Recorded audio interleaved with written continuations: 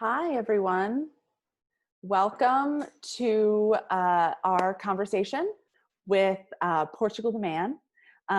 We're here with Eric and Zach from the band and Betsy Gomez from the Banned Books Week Coalition. My name is Nora. I'm the Director of Communications at the National Coalition Against Censorship. NCAC is an organization that's been around for about 45 years. One of our biggest projects is working with youth-free expression and kids' right to read. And what that generally means for us is defending books that get banned and challenged in schools and libraries. So this week is Banned Books Week, and we're celebrating all of that work that we do. NCAC considers ourselves first responders in managing book challenges that hopefully we can deal with at a community level. So whether that's working with teachers or administrators or students to try to get book bans and challenges handled before the need for kind of litigation arises, that's really where we tend to intervene and have the most success. So we're going to talk today about a recent book ban that Eric and Zach got involved in Alaska, and sort of book banning in general, and the value of books and the value of reading. And yeah, hopefully we have a great discussion. So please send through your questions on Facebook, and we will try to answer them as best we can. Yeah, so Betsy, you want to introduce yourself? Hi, everybody. I'm Betsy Gomez. I am the coordinator for the Banned Books Week Coalition. Banned Books Week was launched in 1982 in response to a sudden surge in the number of challenges to books in schools, libraries, schools, bookstores, and libraries. Unfortunately, those challenges haven't abated, so Banned Books Week continues to bring together the entire book community: librarians, educators, booksellers, publishers, journalists, artists. Today we have musicians, readers of all type, and shared support of the freedom to seek and express ideas. The Banned Books Week Coalition is an international alliance of diverse organizations, including the National Coalition Against Censorship. And we're joined by a commitment to increase awareness of the freedom to read.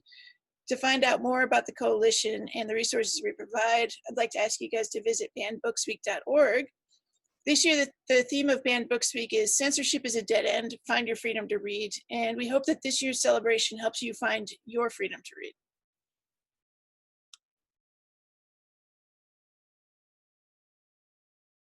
Great, thank you, Betsy. So I want to introduce you to our exciting special guests. In late April of this year, the Mat-Su Borough School District in Palmer, Alaska, voted to remove 5 classic novels from their 11th grade reading lists. These are novels that we would call frequently banned books. These are novels that we see a lot, or these are books that we see a lot. They're not all novels. I Know Why the Caged Bird Sings by Maya Angelou, Catch-22 by Joseph Heller, Invisible Man by Ralph Ellison, The Great Gatsby by F. Scott Fitzgerald, and Vietnam War classic The Things They Carried by Tim O'Brien. NCAC intervened with the district, urging them to reverse their decision, which is what we do. But we weren't the only ones to take action. Alaska natives and Grammy-winning band Portugal the Man also joined the protest, launching #BoycottTheBookBan and providing a grant to give more than 2,000 copies of the banned books to students in the district. We're joined today by Zach Carruthers and Eric Hoke of Portugal the Man and the PTM Foundation. Welcome, guys. Thank you for joining us. Thanks for having us. This is an honor. Thank you. Yeah, this is pretty cool. If you told my my 15-year-old self that I'd be doing this one day, I'd be very pleased. I probably wouldn't believe you either. I just want to, I want to second the welcome, and just to remind the audience that we're going to have a Q&A at the end of the discussion, so please send us your questions in the Facebook comments. Great, so let's get started. Portugal the Man is now based in Portland, not Alaska. Mm-hmm. So why was it so important for you to fight the censorship taking place thousands of miles away in your former school district? Oh man, I we're just very connected to where we're from. I think that's very important in music, and honestly, whatever you do as a career or whatever you just do with your life, I think it's very important not to forget where you came from, and you don't necessarily need to stay there or do anything, but just never forget the community that raised you, and for better or worse, help it out and pay attention to it. And I think it's I feel it's our responsibility to take things that we learn on our travels back to Alaska, and also take Alaska with us on our travels. It's a beautiful place, and just one that we care a lot about. Yeah, and all of our families are still up there, like all the Carruthers and Gorleys and Morgans and Hawks and all of those. They're still up there. I have cousins that are going through that same school system right now, and like I guess I hadn't heard the numbers on the books that we distributed, but you say 2,000 books. I mean, when we were kids, there was about 1,000 people in that town. Yeah. So it's a growing community. It's an evolving community, but we still have some pretty deep roots there. So that's pretty amazing to us. Yeah, if I'm not mistaken, that district now serves 19,000 kids. Unbelievable. Unbelievable. And I know it's a really young population too. So I mean, that's always something that really gets our radar pinging. Anything that has to do with early childhood education, or education in general, and elder care, like those kind of two extremes are the things that connect us, I think, the most back to our hometown, because we got olds there and we got youngs there, and we're out, trying to take over the world, but we're still part of that family, and we're still linked back to our town. And us people in the middle, I think it's kind of our job to fight for the rights of those younger than us and older than us. And pretty soon, we raise them rights. We're going to need their help too. Any day now. I'm getting old.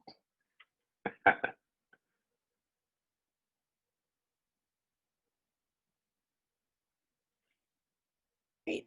So the next question I have for you is to ask you to talk a little bit about how you helped fight the censorship in your hometown. Through your charitable organization, PTM Foundation, you purchased thousands of copies of the banned books for students in the community. How did that initiative start, and how did the hashtag boycott the book ban come to fruition? Zach, you got it? You got this, man. Honestly, like Eric kind of got a lot of this thing going, and he's by far the most eloquent and smartest member of this band. So I'll let you go with this. I'm not sure that the hashtag's usually John. That's probably our singer. Yeah, it's usually his first idea is the best idea. The Mat-Su Borough is sort of a red pocket of an already red state. But that being said, there's kind of troops on the ground that just try and fight for injustices and inequalities when they see them.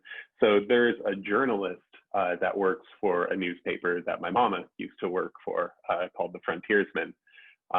They're sort of the voice of journalism in that valley, and there's a guy named Tim Rocky that saw that there was going to be a vote on some changes to some of the education and curriculum for a Mat-Su School Board hearing that was coming up. So that sort of perked his ears up, and he virtually sat in for the whole meeting. Couldn't believe his ears when he heard the 5 books that were listed.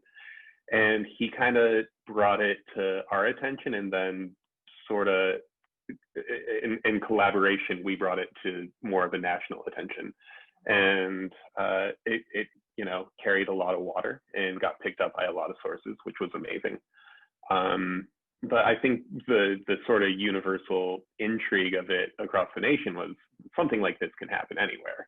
And I think the thing that resounded with us the most was how sort of covert it seemed. It seemed like it was just kind of getting snuck in there at sort of peak quarantine, kind of peak COVID quarantine. So we didn't feel right about that.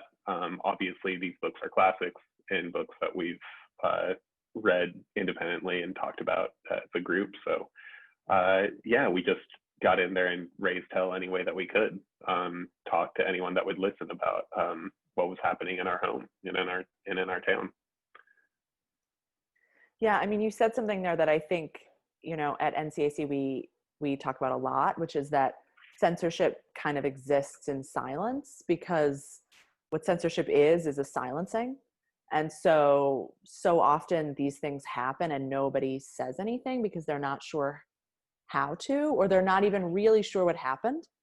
You know, if a book just disappears and nobody notices, then, you know, it can be kind of hard to bring sufficient attention to these kinds of cases if nobody is out there kind of banging the drum. And that's why, you know, having voices like yours join the conversation and join the kind of fight to bring attention to this stuff is so important, because sort of the biggest weapon we have against censorship is just calling it out and calling it what it is. And I think that's really where people get stymied when this happens in their communities, is that they just don't quite know what to do about it.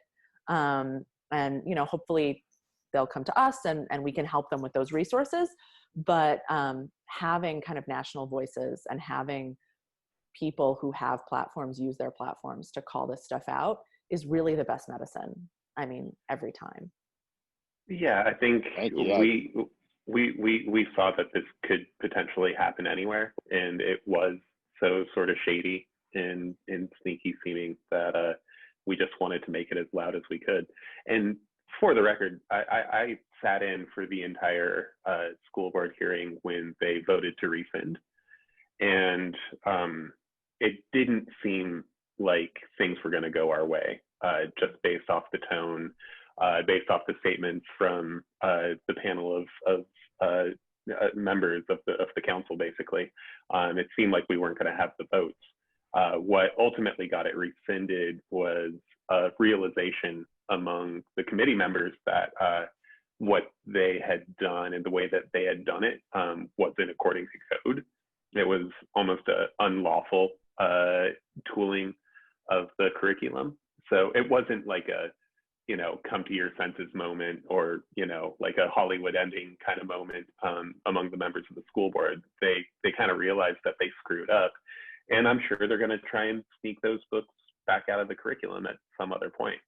But now we're all paying attention and we've got some weight behind us. So that's the important thing for us, is just kind of ringing the bells and making sure that people keep their tabs on what's happening, especially the people in that community. Like, these are the people that are tasked with educating your kids. And I don't know if you've looked at the curriculum list, but it's already very truncated, you know, very short. I think there's something around 100 approved books, if I'm not mistaken, somewhere around there. So to take 5 classics out of it was pretty gutting. Mm-hmm. What role do you, I mean, you mentioned that the school board did eventually reverse their decision, which is great and is a wonderful victory. And as you mentioned, it was sort of, it turned on kind of a policy issue, which is often the case, because most districts do have policies in place that they often try to get around when they're banning books or trying to remove books. You know, a good district policy will require more than just someone deciding they don't like the book. That's not generally enough to have a book removed. But what role do you feel like the wider community played in restoring the books to the reading lists? I think it was just conversation. You know, it was like, I get, when it comes to books like this, I understand the argument of the other side. And I don't hate people I argue with. I appreciate that. And, but that's the point. You need to have both sides of the argument. When you don't hear the opposition, then you're not living in a good place, even if it's working for you. And so I think a lot of people stood up, and a lot of people disagreed with us, but I think more kind of stood up and realized that wasn't right, and the way they did it wasn't right. And everybody learned something. And And I mean, the biggest thing with censorship isn't that, you know, we do that. We play shows and we, if we're playing, a daytime set outside of, something where there's a lot of kids around and stuff, we don't necessarily play the same show that we do in the dark to a bunch of drunk adults. And, but it's common sense, and it's the reasons why. And so often censorship is just reading about a world that we live in or that we had, and instead of ignoring it, you have to talk about it, you have to acknowledge it, you have to recognize it and change it. And sweeping things a rug and just taking books off a list and stop teaching them, I think irresponsible. I think you should teach them more, you should talk about them more, and have a banned book club, and literally really dive into those things and explain. Obviously you'll find the controversial language in it, but explain why that is, what's wrong about that, and how to fix things. So the community, a bunch of members, they were talking about getting books sent out, distributing, a lot of journalists, a lot of people just paying attention and going to the meetings and listening to everything really helped. Did I just cut out there? I'm sorry. It sounded like most of it came through. That's fine. Nobody should listen to me anyway. That's why we do these things. We're in a band. We just turn up the volume when other people have good things to say, like you guys. So don't listen to me. I'm a dipshit. Well, so I actually want to talk a little bit about kind of the size of your community. I personally spent most of my childhood in a community even smaller than the one you guys grew up in. Tiny rural community. We didn't have a public library. I lived for my school library, and I was lucky because I had a librarian who would get me any book I wanted through interlibrary loan. And we had the Scholastic Book Fair came through once a year.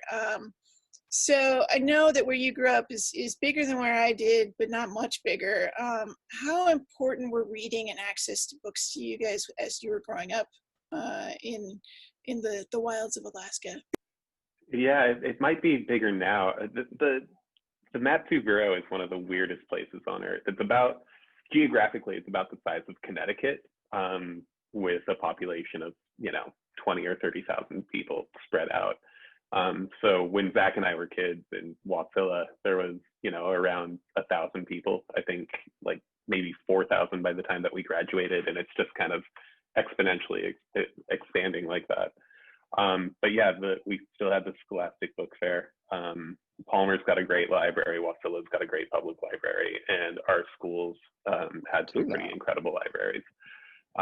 My elementary school that I went to school with, the singer of our band, John, was this beautiful, wide open sort of library space, covered wall to wall in taxidermy animals. So grizzly bears, polar bears, Arctic foxes, lynx, all kinds of terrifying things baring their teeth. And I'm sitting there at 7 years old, just terrified of all of it. But I lived in the library. Any chance that I got to spend time with my nose in a book, I would take it. And I think everyone in this group had parents that also really encouraged that. So reading was kind of everything. We lived in the woods, kind of surrounded by mountains. So if you can escape into a book, that's a great thing. And it's also just getting to know the rest of the world when you grow up kind of isolated like we were. We had a lot of I lived close to town, I had a lot of friends, had things, but we're very cut off to knowing what the rest of the world is like. And that's one thing where books really help, and music really help, and movies and things like that, radio, all those things that just connect people to somebody else's story. And then there's something I've learned. I didn't realize this as a kid, but recently I've learned that there's only so many stories in the world, but kind of reading something yourself instead of watching it or listening to it. When somebody tells you the news or a story or even a sentence, they put a different emphasis on things. And so when you read something in print and you use your own voice inside your own head, that's where you really pull out all the things that you need. And it may not be, it's probably different for every person. but just like any bit of food you eat, you know, there's nutrients your body soaks in, and there's the stuff your body fleshes out, and that's all a little bit different for everybody. And so I do think the importance of reading and doing it in your own voice, in your own head, instead of hearing somebody else do it is hugely important with whatever you're reading. Yeah, no, Zach nailed it. Especially in terms of making your world larger. Just being a kid and reading things like 1001 Nights or Arabian Tales or like Rudyard Kipling or Roald Dahl, they just seem like so exotic and so, you know, imagined and just extraordinary. And you know, now that we've gotten to see a bit more of the world than our backyard, you recognize that every author is just kind of speaking their truth and telling a tale based off of what's around them and what they know.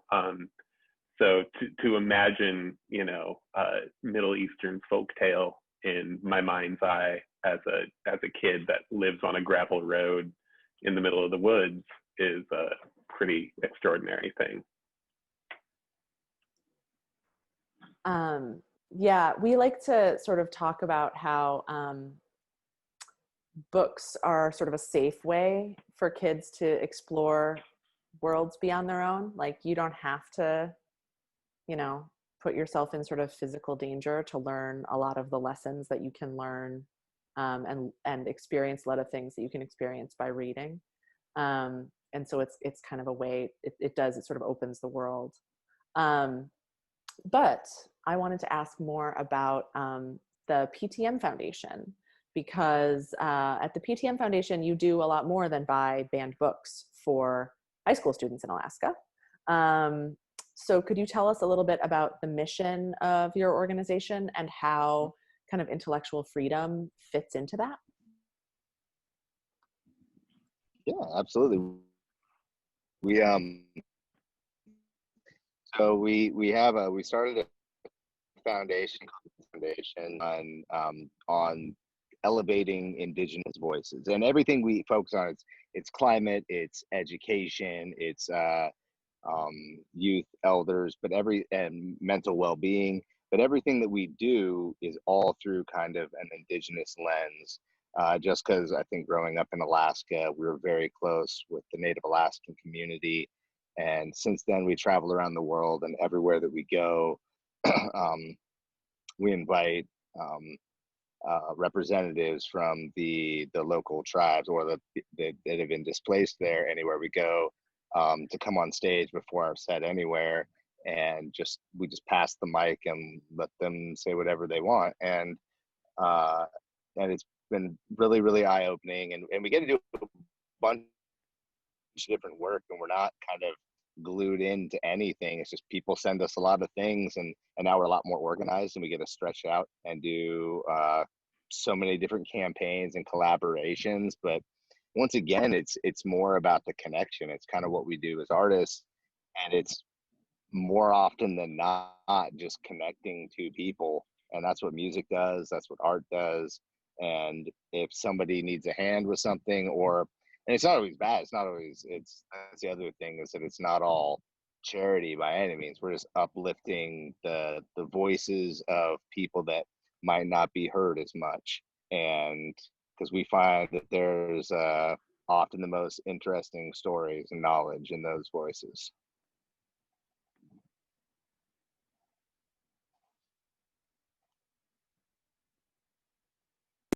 All right, so I'm kind of curious because you've got the foundation, you do a lot of work through the foundation, but you also make a lot of political and activist statements in your music.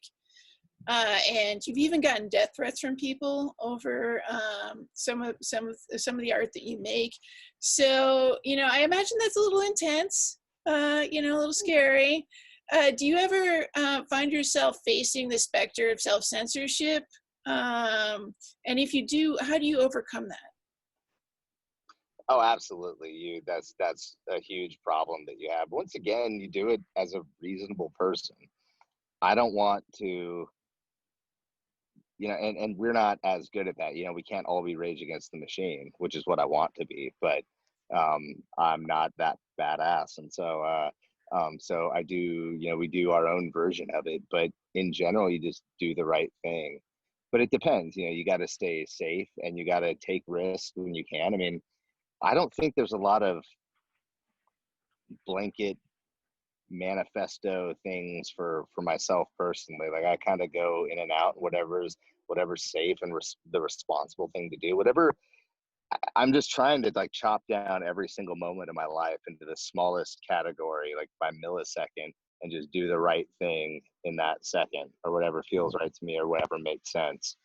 And you mess up a lot, and but you got to, if you act quickly, you can kind of right those things, or just have the best intentions and ask a lot of questions, and get uncomfortable. And I think this time during COVID, especially, it's a really fortunate time for us to look at things just like around your house. A lot of people are spending time at home, and the the squeaky cabinet, or that you never got around to fixing, you might have time to like take a look at it and fix some of those things. And that's what we're doing with systems. That's what we're doing with institutions.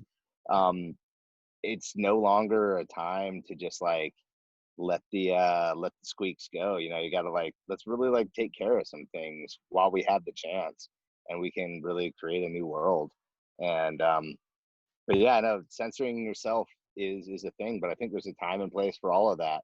And as long as you feel sure within yourself and you ask yourself those questions, then you'll know. But never bite your tongue just to conform or take the easy way out. That's a lot of it. Like, don't be scared of the work. And because it's very fulfilling. So obviously, you know, I might listen to different music while kids are in the car. Not much, quite honestly, because I hated censorship growing up. But looking back, and I was pissed at my parents a lot for not letting me buy, Cypress Hill when I was 11 years old, and getting mad at my Dead Kennedy shirts when I was 12.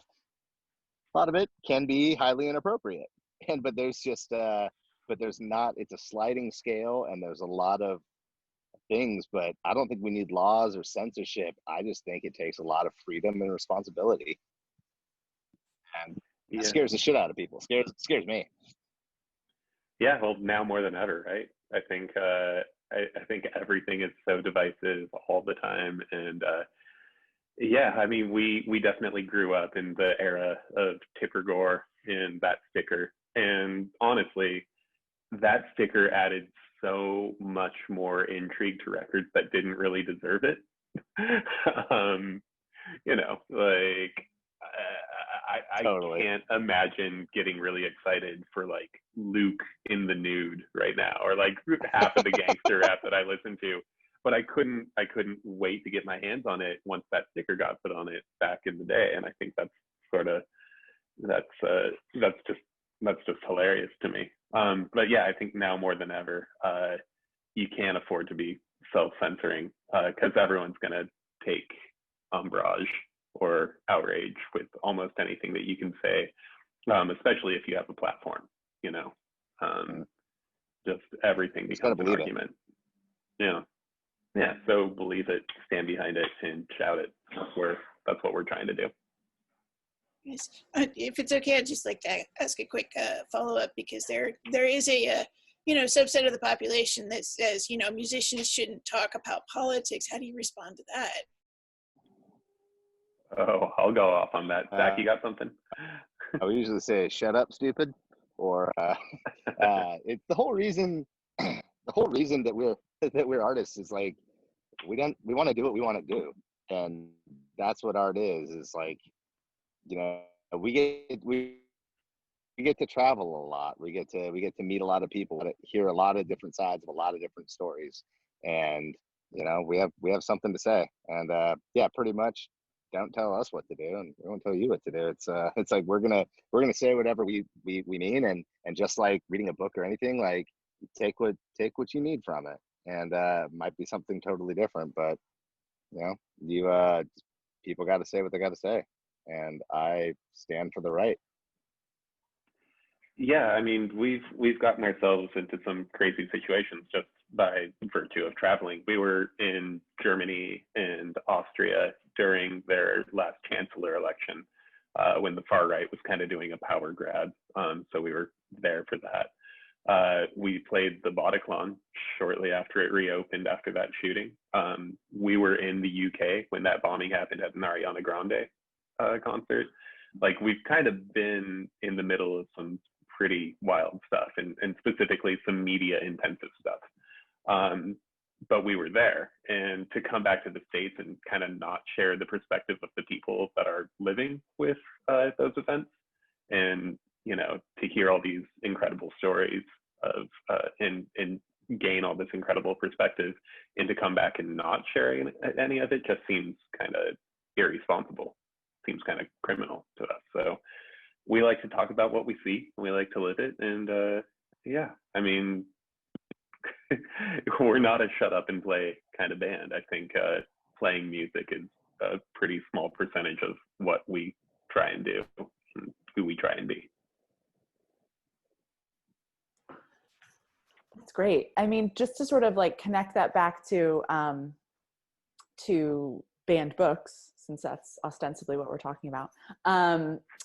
You know, we often say, and I think this is true of, you know, you guys sort of sharing what information and ideas that you feel like are important to share, is that people are allowed to opt out, right? Like, people don't have to listen to you.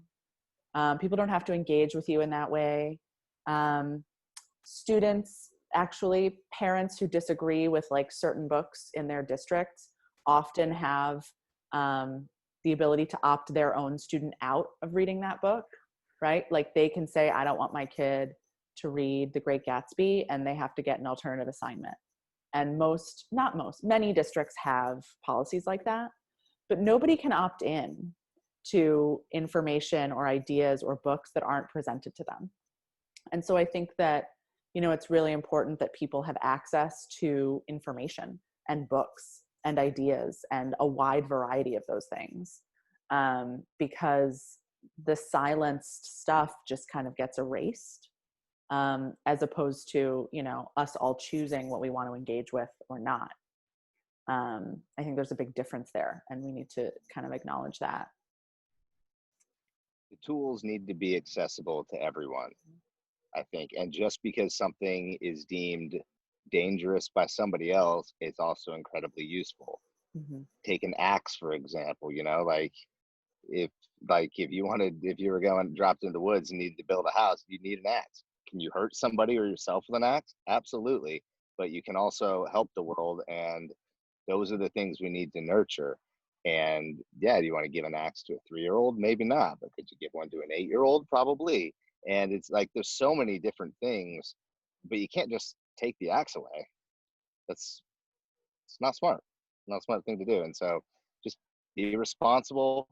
And, you know, for parents that do want to opt out, hell yeah, whatever, man. Question everything.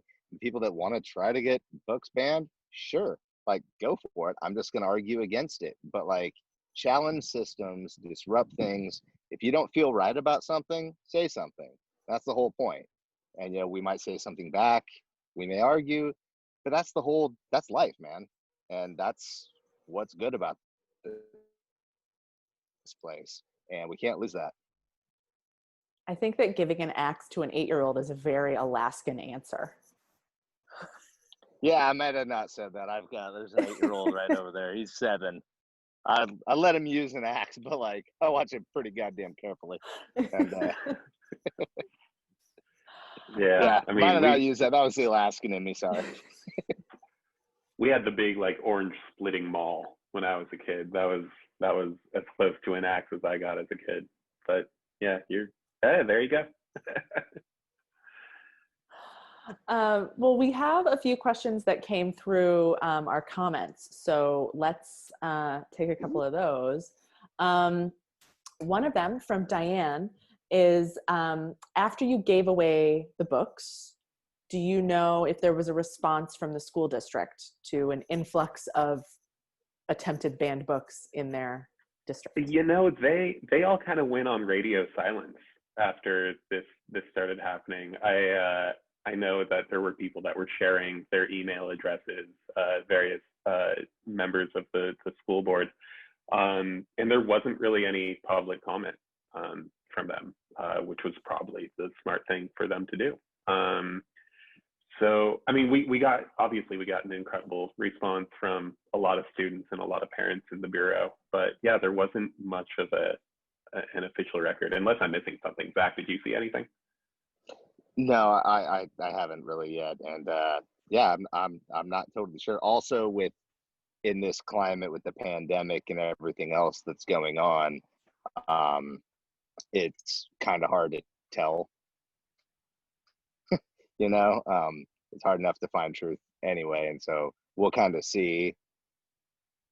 Oh, but I will give a shout out though. I did hear somewhere that the Mat-Su Borough, like the school system, is handling the online curriculum very well, and everybody's testing really well. So just because we are like, you know, we're kind of being like thorns in your side, if any of them are listening, like really good job on that. I've heard a lot of good things. So like, we're not here to just like, you know, give you shit. Like, great job on that. This is a hard situation.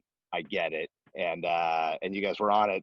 They were on it very quick and apparently worked very well. So right on. We don't like, you know, I didn't like school, but it wasn't because of any of that stuff. And like, you guys are doing a good job in other ways. So we're cool, man. We're cool.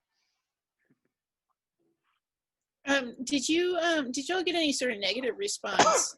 This is a question from Kristen. Did you get any negative pushback for your activism on the part of students in the district, from your fans, from anybody in the community? Oh yeah, totally. We always do. No good deed goes unscathed. You know, it's the truest shit I've ever heard. And yeah, just people that disagree. And I get that. There's like some gnarly language in these books, and I understand that, but I just, once again, I feel like you shouldn't hide things. You should talk to people about it. I just read, you know, a book to our kids about you know, that had some, it was pretty outdated. It was about some Alaska stuff and used some terms for Native Alaskans like Eskimo that you shouldn't be using anymore. And because I work with the indigenous community, I know this stuff. I didn't just close the book. I explained to them why. And so I still read the book, but then now they know that you shouldn't say Eskimo and you should find out where exactly from, say Yupik or Inuit or what have you. And now the kids know that. If I just read that and closed the book, they wouldn't know that. And so, I don't know, got to work it out. Yeah, there were definitely some comment jockeys that were lighting us up.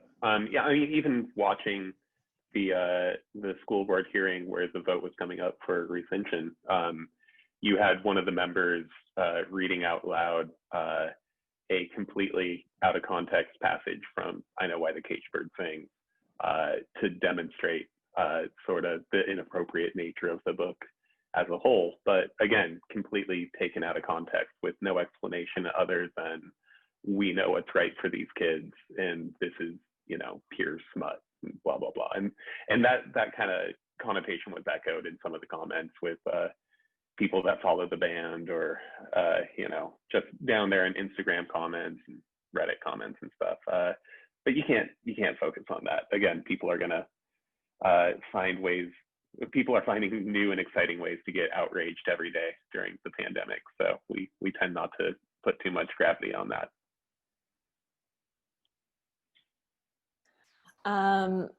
Okay, this is an interesting question from Gwen. I am teaching a 9th grade English class in Quito, Ecuador, and my students are doing a school project about banned books in the high school grades. Any suggestions? Awesome. I don't know, man. I think Gwen, you're the teacher. I think that I would love to learn from you. Honestly, I was going to talk to my guys about trying to do the same thing. My little cousin's school does something similar. And man, my suggestion is just like, go ahead. That's awesome. Like do reports and dig into it. I think that's great. I would, I have nothing to tell you, but good luck and write us an email. I would love to see the curriculum on that for sure. Yeah, shoot us an email. We should probably send you some books, honestly. If you can't get your hands on any of those 5 copies, let us know. We'll get in touch. And I don't know what shipping costs to Ecuador is, but it's worth it to us. That's amazing. All right, nice, thank you. So, as Dead Kennedy fans have, this is a question from Kristen. As Dead Kennedy fans, have you heard Jello Biafra talk about censorship? Yes, actually, in Alaska, he came up to UAA, University of Alaska Anchorage, and spoke. I never got to see the Kennedys with him singing, but yes, I have honestly, like, a lot of the stuff I learned about my teenage angst was all Dead Kennedys, and it was a little too late. You know, he was complaining about Reagan and things when, you know, I was in the '90s in high school in Alaska, but it's the same stuff, and I listen to Dead Kennedys today, and I still hear a lot of the same things. And what I love about what he does is the humor that he puts into it, and that's what we try to do, and I think it's very important when it loosens people up a bit. It breaks the ice when you go into an argument all gung-ho. Man, if you can just make it a little funny, things just go so much better. And it keeps everything a little bit lighter while talking about incredibly heavy issues. So that's why I really like the Dead Kennedys, for their sense of humor and their storytelling. He was never, he never spoke as himself. He was always playing a character of somebody else. And I always thought that was really interesting and really special and fun, because you can say things when you use sarcasm. You can really I don't know, get some of your points across, and you can open up yourself to get out of your own, you know, fleshy box. And I think it's really cool. I learned a lot from Jello, for sure. Yeah. And I mean, he's so rapid fire with the topics too, like the power of lard. How many topics does he cover in that 1 3-minute and 15-second song? But, you know, at the end, again, to tie it all together, who will babysit the babysitters? It's perfect. It works today just as well as it did back then. Smart dude. Totally. Yep. Well, since we're all, I think, admitted somewhat of book nerds on this call, maybe we'll talk a little bit about books specifically. So this question is, what is your favorite banned book and why? You can pick one from the list of 5 or any banned book. Oh, I don't know how to answer that question. I don't know the list of banned books. I've always been kind of like, in our circles, they just kind of like hang out. So I don't even know technically what's banned and what's not. Out of that list, I love the things they carried a lot. I started reading. It's kind of funny. I went back and I bought all those books, and I went to just like sit down and read them all. And then I got very busy, so I'm about halfway through Catch-22 right now. But then I got sent a different story. I'm reading King Leopold's Ghost, which is about the colonization of the Congo, and it's pretty awesome. But I'm kind of into looking back at history, reading stuff like some Howard Zinn kind of things, and looking back and just really not buying anything that you've ever read or ever learned. And that's honestly why I like fiction so much, is because I don't believe biographies. I don't believe autobiographies. I don't believe biopics. Everything's always embellished. I personally know how many times that I've given an interview and lied, or I've told the truth, and then when I see it, it's like completely out of concept, and it's like, and that's like literally me telling it to another person who writes it down and is supposed to spread it out, and how it just doesn't come off quite right. You're never going to fully understand somebody else's story. That's why I find fiction so much fun, because when there's just characters that may not exist, or things like, the foundations in there are so unbelievably strong, and that's where you find the truth. Just because the names are different and dates are different, or the galaxy doesn't exist that you're reading about, you find truth in stories, and in like the not taking things quite so literally. I think it's beautiful, and you find really solid morals of stories in just complete make-believe. It's fun. Yeah, I think The Catcher in the Rye deserves to be judged on its own merits. Yeah. I think just to be talking about To Kill a Mockingbird in these sort of salacious terms is ridiculous. It's a beautiful beautiful set of words. But Catcher in the Rye deserves more than just kind of its like, this label of kind of dangerous or incendiary thought. It's just a great story. It's got some of the best sensory writing that I've ever read. I think just the way that sights and smells and sounds are described is incredible. I don't know about the banned status of Fahrenheit 451, but it certainly got into my hands at a very early age. And I think I stole my first copy from our school library. So it was around then. I don't know if it's still around now. I guess banning it might be pretty meta, but it still works. It's still pretty incredible, and it's still the temperature that books burn at. So it's true too. Thank you. And Zach, you actually did in naming Howard Zinn name a banned book because Zinn's been banned. Really? So, yeah. No way. Yeah. Oh man. Okay, So cool. I kind of figured it might be, but yeah, no. The People's History is like, man, it's some really amazing stuff. And yeah, you always got to think about that. Anytime you hear anything, you just question the source, question why, question motives, and it's the question that like keeps things going. And that's what's fun, you know. It's a never-ending game that we play, and it's and yeah, all you can do is play. awesome. I mean, the fact is most books are going to find opposition somewhere because I can't think of a book that everybody agrees with. So. So we have a question from one of the folks on the feed. We talked about the negative response to your activism on behalf of these banned books. We talked about the lack of response from the school board. Sunshine Obscura, best username ever, wants to know what sort of positive response you got from the community after the books were made available. I got a really nice note from my dad, and that's always like a good thing to hear. Especially because he and I argue a lot. He's very conservative dude, but he's got his things and he stands up for what's right. And he sent us an article, and sometimes I forget. I was kind of busy and wasn't telling him exactly what we're up to, and he just sent me an article and he was like, "Way to go!" And so that's classic, just like father approval kind of thing right there. But that was a pretty good one. We got a lot of things. Old teachers of ours.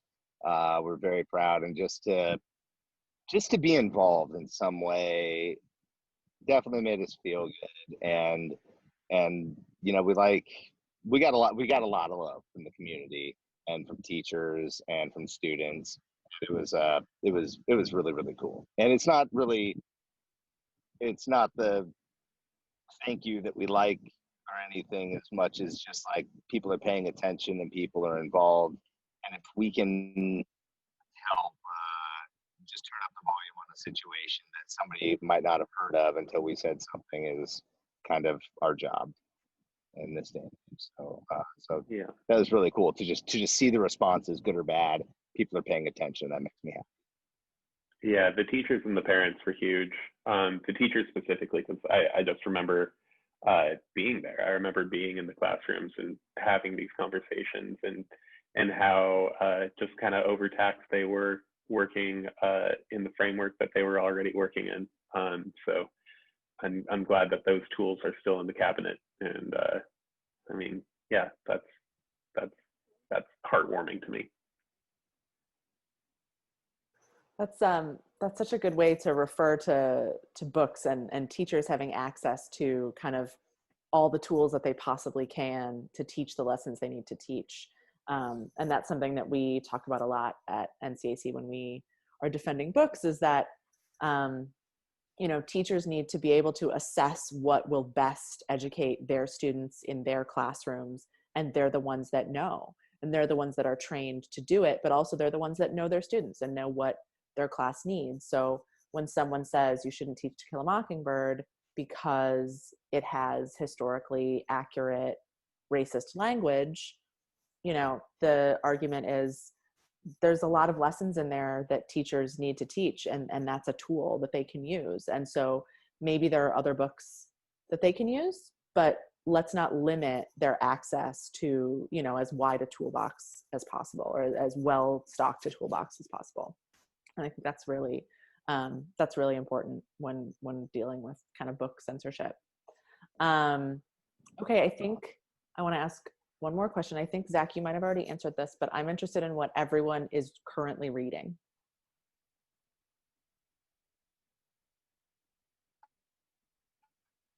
I did. King Leopold's Gun is what I'm doing right now, and it's it's about Leopold II from Belgium, and his we've been dealing with so much with like indigenous cultures and dealing with the colonization of America that I haven't branched out and read a ton about the colonization of Australia, Africa, India, and so I'm starting to dig into those. It's a big old world out there. There's a lot of colonies, and so I'm just trying to.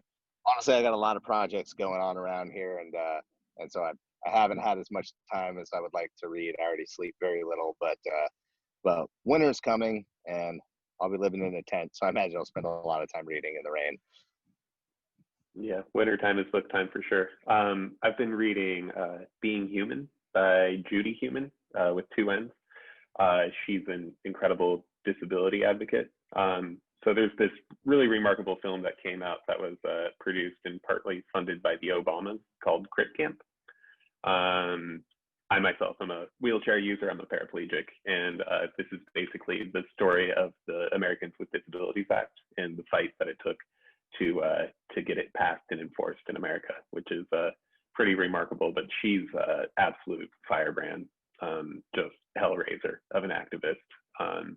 She's just so Long Island and just like so loud and so incredible. And it's a book about her growing up. I believe she has polio, and just the struggle that it took for her as a hyper intelligent, well beyond her class, well beyond her years kind of kid, just being accepted into a quote unquote normal school in the New York school district in the 50s. So pretty remarkable. Halfway through, and probably going to try and polish it off after the debates tonight. All right, thank you. If it's okay, I want to sneak in one more question because I'm really curious about what your answer to this question is going to be. This is a question from Amber. If you were to write a book with the intention to actually get it banned or challenged, what topic would you choose to write about? Some of the examples Amber gives are LGBTQIA, witchcraft, vulgar language, sexually explicit. What would you write about to try to get banned? Well, I guess if I was going to try to get banned, well, I'd probably just tell the truth. It's been told before, but with all the work that we do, the story of the Native Americans, the indigenous people of America, Turtle Island, and the story and the genocide, the hardships and the shit that they went through. I guess maybe just the building of this country and the story of America, sadly. Yeah.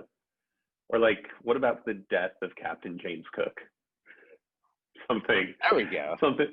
Something kind of head on a stake related. Something along those lines. Totally. I think we can collaborate on that later. Yeah, I like that. That'll definitely be a big part of it. Where do I send my money to make sure I get a copy of this book?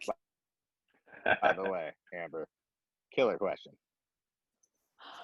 Well, I want to thank the audience for tuning in and sending such great questions.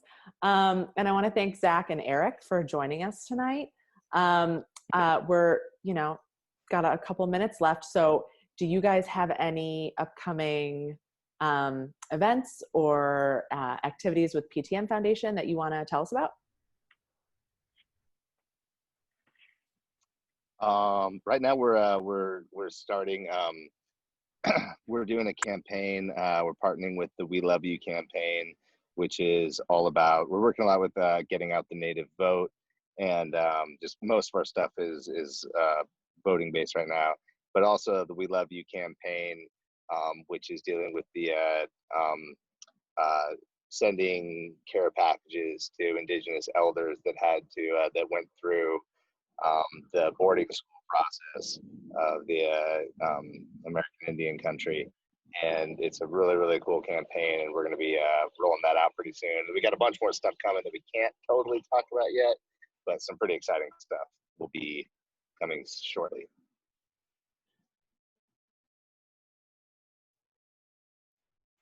Great. Oh, sorry, Eric, go ahead. Oh no, that's it. He nailed it. Okay. We got a new video and a new single coming out soon that we're pretty excited about. I don't know that I'm allowed to talk about any further details than that, but it's we got something coming for you guys. I'm excited about that. But yeah, thanks so much for letting us spend some time with you this afternoon. This has been great. It's been fun, and thanks to everyone for your questions too. Yeah, and thank you guys for everything that you do at the NCAC, and we really appreciate it. Thank you. Well, you're welcome. And NCAC will actually be honoring Eric and Zach and the other members of Portugal the Man at our annual benefit called Let Me Speak, which is a celebration of free speech and its defenders. This year we're going virtual, and everyone is invited to join us on November 11th at 6:30 p.m. Eastern to celebrate PTM and also our other honorees, author Becky Albertalli and artist Karen Olivier. I hear there's an exclusive performance you might not want to miss. And we are also running 3 very cool design contests, including one with the band. So details for everything about that are at ncac.org. That's ncac.org. So we hope some of you will join us on November 11th. All right, thanks. And before we wrap it up, I just want to say, echo the thanks. Thank you, Zach and Eric, for being so awesome and helping us defend free speech. Thank you, Nora, for being an amazing co-host. Also a shout out to Logan, Ash, Rebecca, and Josh for your help. And one quick plug for our last Banned Books Week Coalition event, which is taking place tomorrow at 1 p.m. CDT. We are going to have an exclusive Facebook Live event with the acclaimed and award-winning and banned author Alex Gino. The event will broadcast live on the Banned Books Week Facebook page. That's at Banned Books Week on Facebook. Hope to see you guys there. Thanks, everybody. Thank you.